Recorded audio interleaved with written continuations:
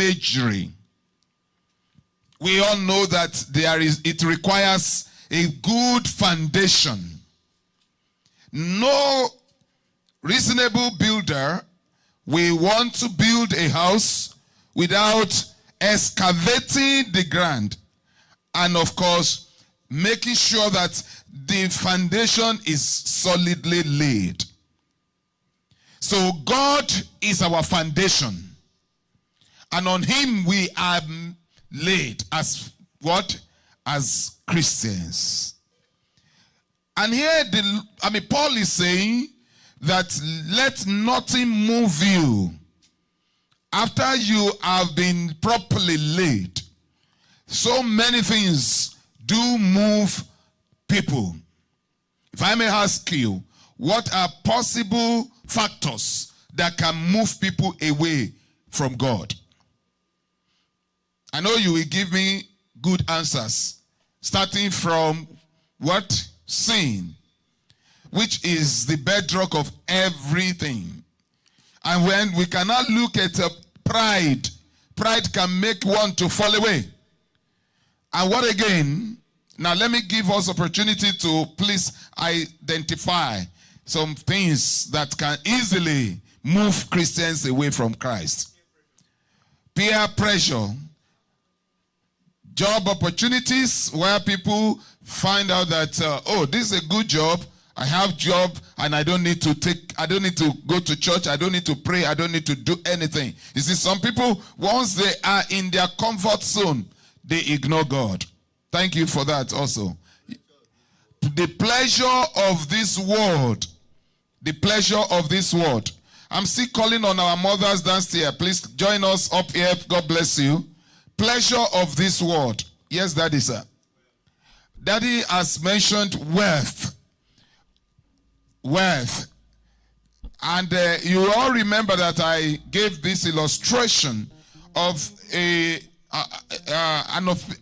driver who was driving his bus with the official car, the state government car. And his boss now asked him to go and get him something in another village. And while this driver was driving, he was fortunate to see some currencies, naira, on the floor, on the street, on the road. And what he did was that he stopped and he went, he looked around and he picked those money. And after some time, like about a kilometer, he checked his side mirror and he was asking maybe he will still see another money.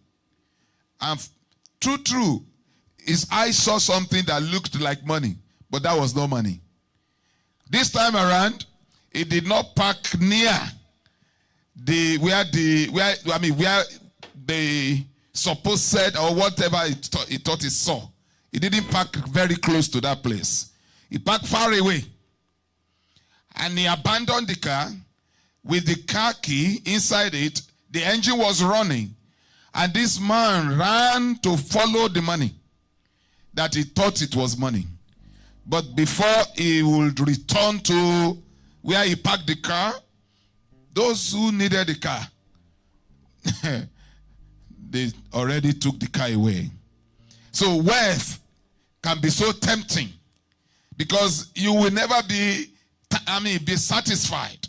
In most cases, some people who don't have Christ in them, they are not satisfied.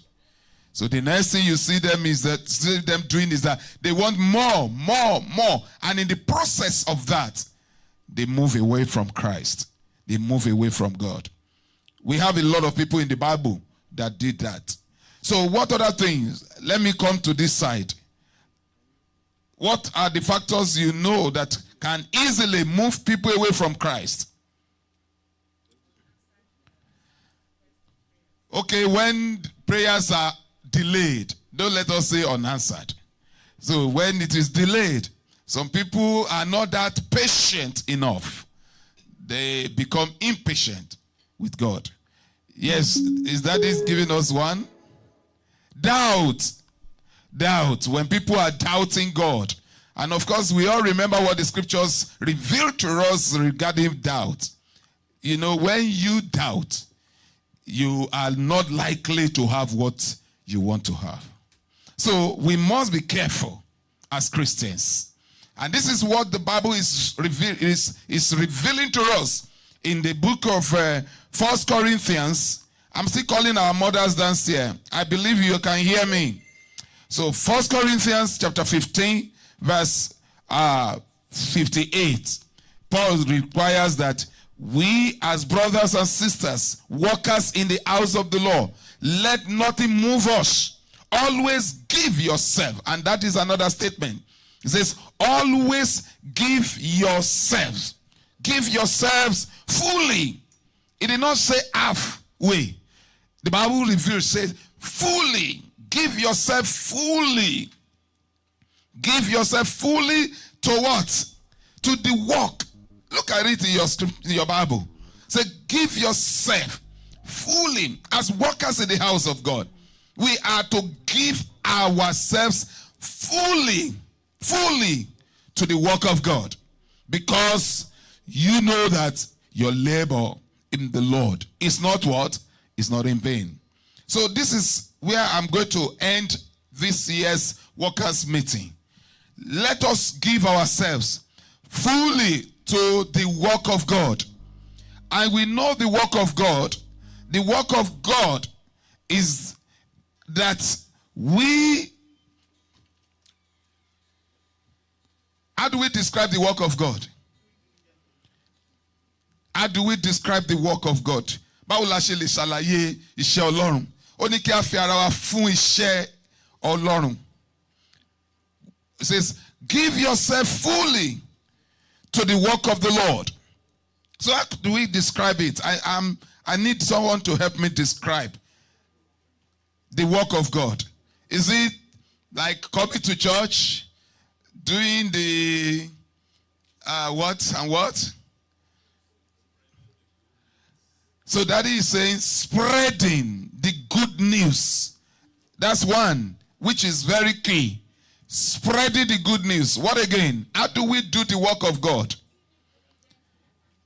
Doing it diligently, without looking back, without checking whether people will applaud you or not, whether there will be appreciation or not, whether you will be applauded or not. Doing it diligently. Yes, what again? How do we do the work of God as workers in the house of God? Doing it faithfully. And this faithful service that Daddy mentioned is something that you do it without looking back. Doing it faithfully. Doing it faithfully. So I employ us as workers in the house of God. Gẹ́gẹ́ bí òṣìṣẹ́ nínú ọgbà àjàrà Olúwa. Ìpè tí Ọlọ́run pè wá lónìí, ó náà ni pé ó ní nínú ìwé Kọ́ríńtì kìíní yẹn, orí kẹẹ̀dógún ẹsẹ̀ ìkejìdínlọ́ní ọgọ́ta. Ó ní nítorí náà arákùnrin àti arábìnrin, ó ní kí a dúró tiiri láì yẹsẹ̀. Nígbà gbogbo kí a máa fi ara wa fún iṣẹ́ Olúwa. Ó ní nítorí pé àwa mọ̀ pé iṣẹ́ wa nínú Ọlọ́run kò ní já sásán.